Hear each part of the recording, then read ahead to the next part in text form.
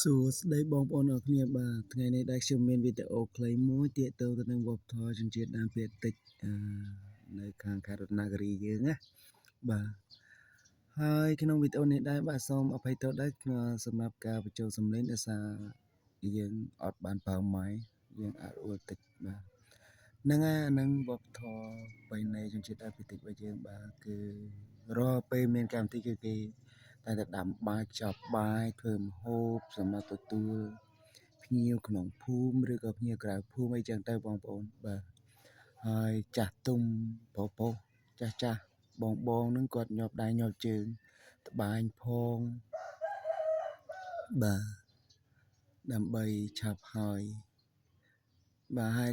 អធិស្ឋានថ្ងៃហ្នឹងគឺខ្ញុំថតសកម្មភាពឲ្យបានគ្រប់ទេបងប្អូនអរគ្នាដោយសារខ្ញុំជាប់ដៃជួយចាស់ពូអ៊ំបងត្បាញនឹងក្រងអាស័យខ្លះតាមទំនៀមទម្លាប់ប្រពៃណីជនជាតិដើមភាគតិចទំពួននៅខាងរតនគិរីបងប្អូនតោះឥឡូវយើងមកស្ដាប់សំឡេងកងទាំងអស់គ្នាបងប្អូន Let's go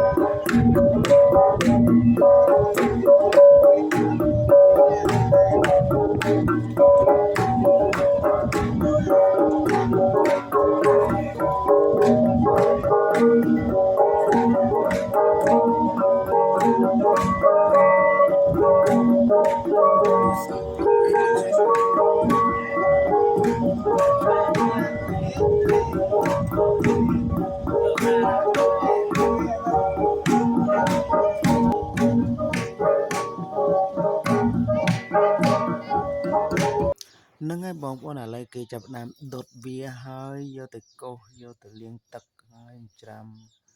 ឲ្យស្អាតហើយធ្វើម្ហូបឲ្យឆ្អិនដែរបងប្អូនហើយម្ហូបខ្លះនៅដែរមិនទាន់ឆ្អិនដែរចំពោះម្ហូបដែលឆ្អិនហើយគឺគេចាប់ផ្ដើមយកវាទៅសែនហើយគឺយើងអាចហូបបានបាត់សេរីបងប្អូនអរគ្នាណាបងប្អូនអរគ្នាវីដេអូរបស់ខ្ញុំគឺមានតែប៉ុណ្្នឹងបាយអរគុណច្រើនជួបគ្នាវីដេអូក្រោយទៀតអរគុណ